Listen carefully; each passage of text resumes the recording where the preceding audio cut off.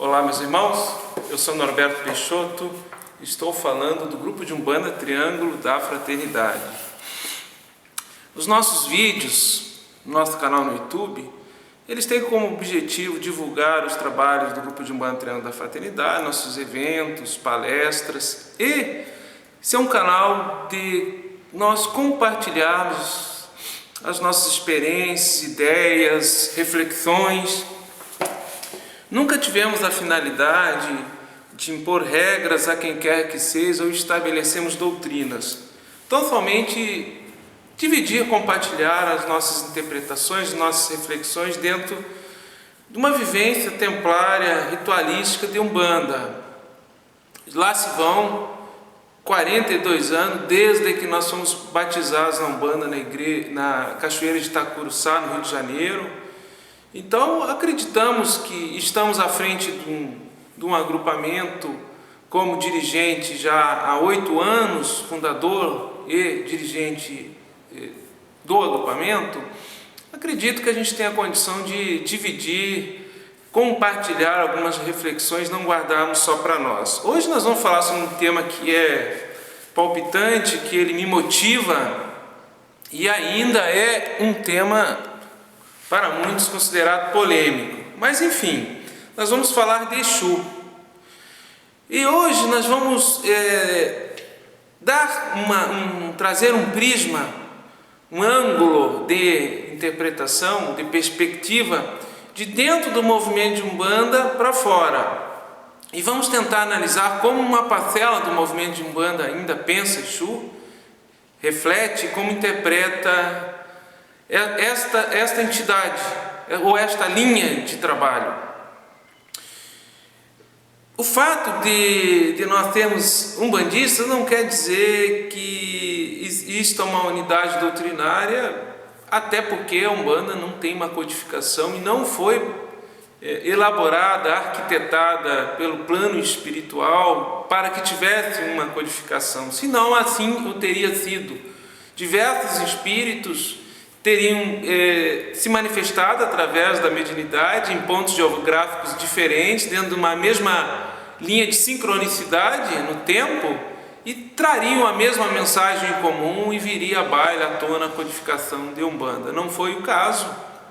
Nós temos a manifestação do Caboclo da Sete Encruzilhadas através da mediunidade de Zélio de Moraes, que aceitamos o fato dele ser o fundador da religião e trouxe as suas normativas de trabalho dentro daquele contexto de época, né? E embora já existia pontualmente trabalhos com preto velhos e caboclos assim espaçados, né, em locais diferentes na época, tanto que Zélio de Moraes tinha sido atendido por uma preta velha, uma benzedeira, antes de procurar a Federação Espírita no Rio de Janeiro, que todos que sabem a história do Zélio, como se deu. Bom, mas vamos interpretar um pequeno texto falando de Exu, que ele foi tirado da internet, de um site, de um agrupamento que não vem ao caso denominá-lo, porque a gente não quer causar nenhuma polêmica aqui, nós não pessoalizamos, a gente sempre fala do conteúdo, das ideias, nunca de pessoas ou de instituições, para nós interpretarmos ainda como o preconceito ainda existe dentro da própria Umbanda, alguns segmentos mais conservadores, puristas dentro da nossa religião. O texto começa dizendo o seguinte, entre outras coisas sobre Exu: a atuação ou presença do elemento Exu nos nossos templos é sempre muito polêmica. Os Exus não trabalham no desenvolvimento dos rituais de Umbanda. Essa assertiva ela se baseia no fato de Zélio de Moraes, na época, não ter ritos públicos ou não trabalhar com Exu. O fato do nosso insigne Zélio de Moraes, através do Caboclo da Sete Encruzilhadas, ter estabelecido um corpo de normas, diretrizes dentro do contexto de época, não quer dizer que ela seja a última palavra em si mesma. Nós acreditamos que numa linha de tempo, toda e qualquer religião, toda e qualquer doutrina, ela deve ir sofrendo reinterpretações. adaptando-a dentro do contexto de época e da consciência coletiva vigente. Acreditamos que em 1908 seria um problema trabalhar com Exu, dado o processo de demonização que existe ainda nas religiões evangélicas, e notadamente as pentecostais e neopentecostais, que usam o Exu como elemento de rito central no processo de demonização e conversão de novos adeptos. Acreditamos que 1908 seria um problema, assim como os atabaques, né? Não quer dizer que hoje não se possa utilizar atabaque ou se trabalhar com Exu.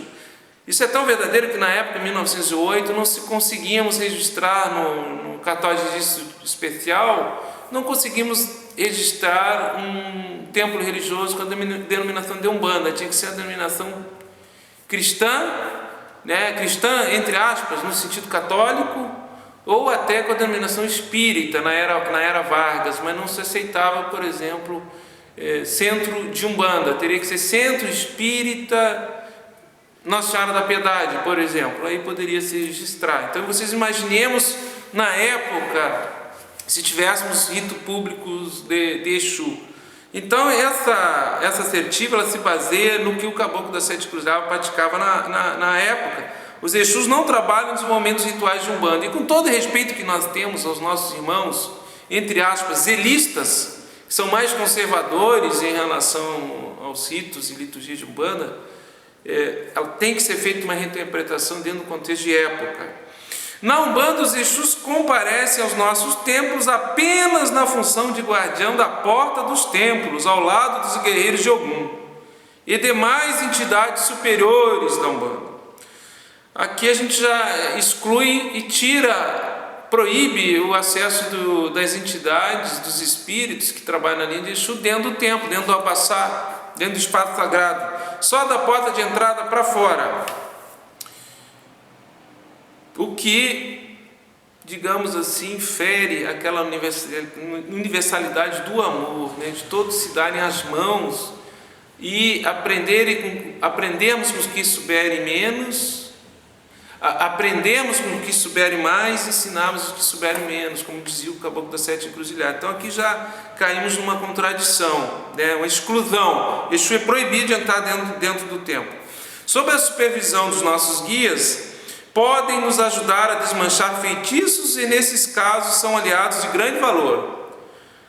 Fora desta condição, são seres muito mistificados por espíritos inferiores altamente malignos, quiumbas e rabos de encruza.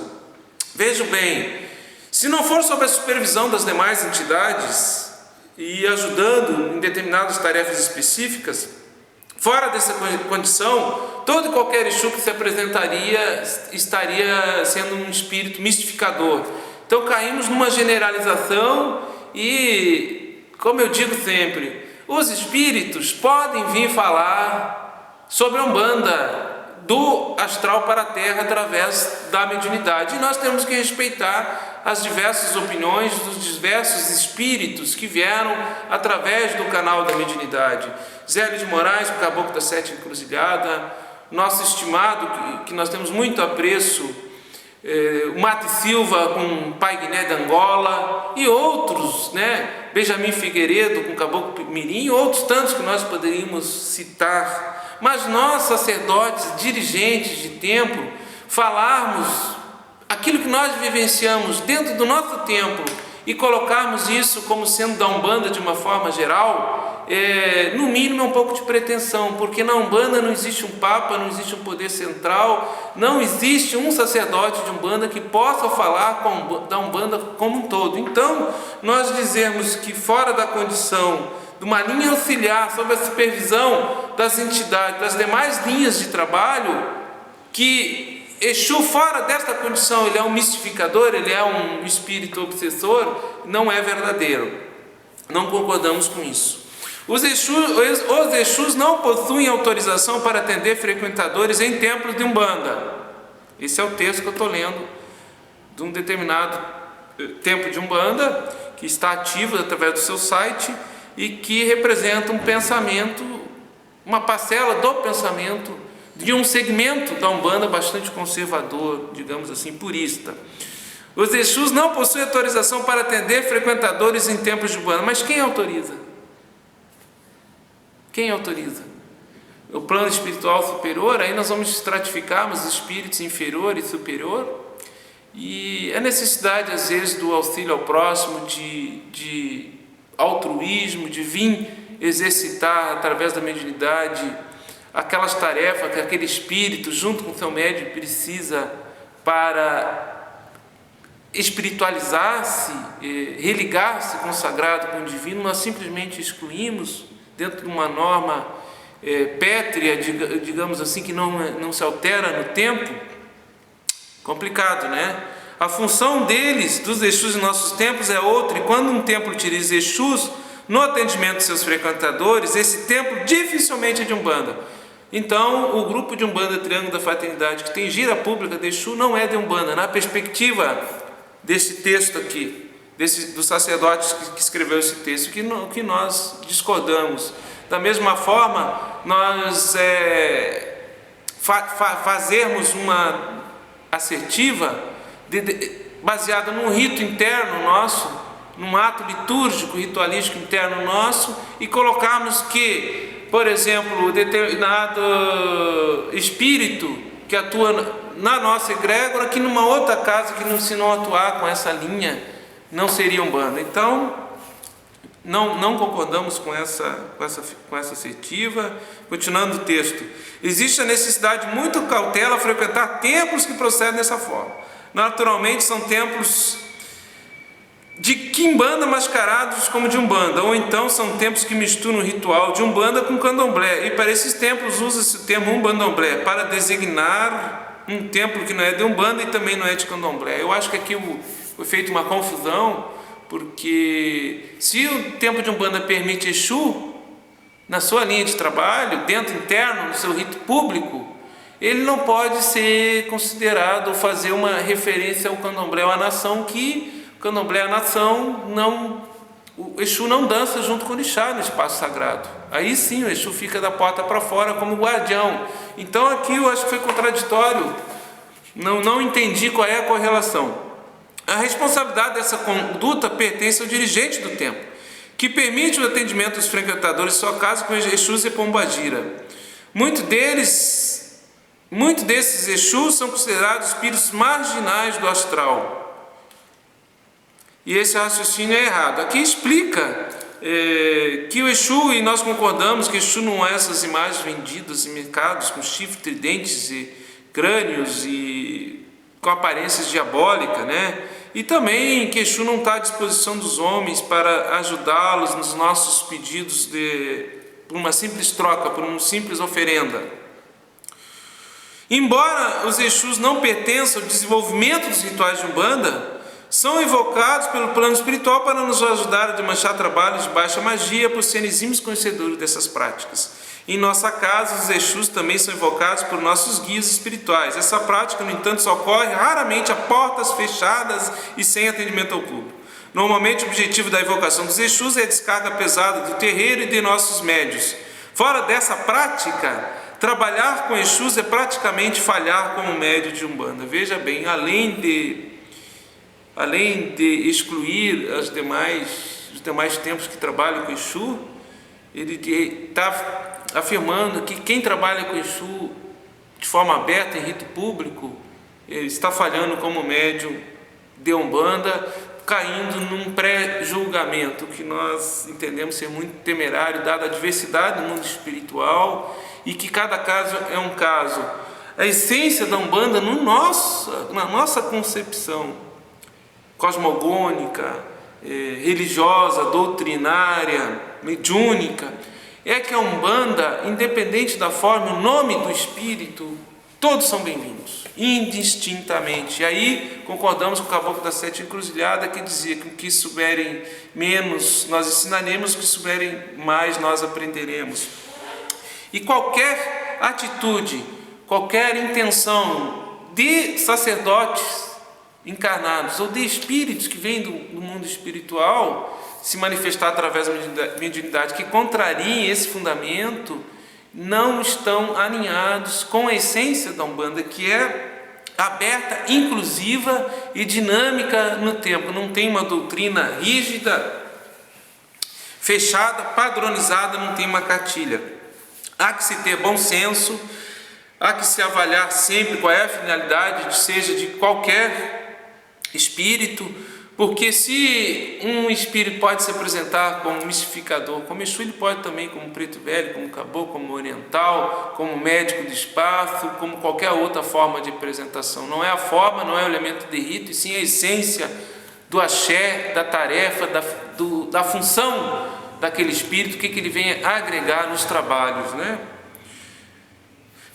Concluindo esse texto aqui, se for permitido o atendimento aos frequentadores de um templo por aqueles que se dizem Exus, entre eles estarão sempre os espíritos mistificadores conhecidos como quiumbas e rabos de encruza, que uma vez atraídos ao ambiente tentarão sempre desvirtuar trabalhos e enganar as pessoas.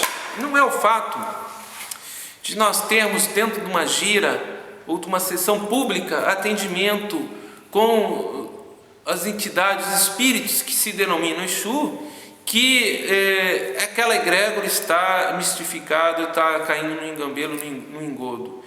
E não podemos ter afirmações deterministas e excludentes, não temos a verdade conosco, não temos a última palavra. O que importa é a intenção e o coração, no sentido de amor e de auxílio ao próximo dos espíritos que comparecem numa egrégora de Umbanda, independente de nome, independente de linha de trabalho. Então, eu quis demonstrar hoje com esse pequeno texto, que já nos estendemos além da conta, que também dentro do universo da Umbanda existe preconceito, existe sectarismo e uma ortodoxia exagerada que nos leva a termos atitudes de exclusão em relação ao outro, que só nos leva a ter uma prática de desamor com o nosso semelhante. Eu acho que acima de tudo é não impor ao outro o seu rito, não impor ao outro a sua liturgia, buscar sempre a expansão da consciência, o esclarecimento, o entendimento, né, do que é a mediunidade benfeitora em auxílio ao próximo. Esperamos ter contribuído com a reflexão daqueles que nos são simpáticos, dizendo que o movimento de Umbanda é aberto, é uma unidade em construção, dinâmica, que nenhum de nós, sacerdotes ou dirigentes, tem a última palavra. Zélio de Moraes, através da mediunidade com o Caboclo das Sete Encruzilhadas, através da mediunidade de Zélio de Moraes, entendemos e aceitamos que teve as primeiras palavras. Agora, a última palavra, nunca ninguém vai ter, porque a Umbanda é um movimento mediúnico, religioso, doutrinário, que objetiva a libertação do ser humano, a sua religiosidade, aumentando a sua percepção de espiritualidade, laborando internamente para que sejamos cidadãos planetários melhores, encarnados ou desencarnados. Nosso saravá fraterno, até a nossa próxima oportunidade, que assim seja.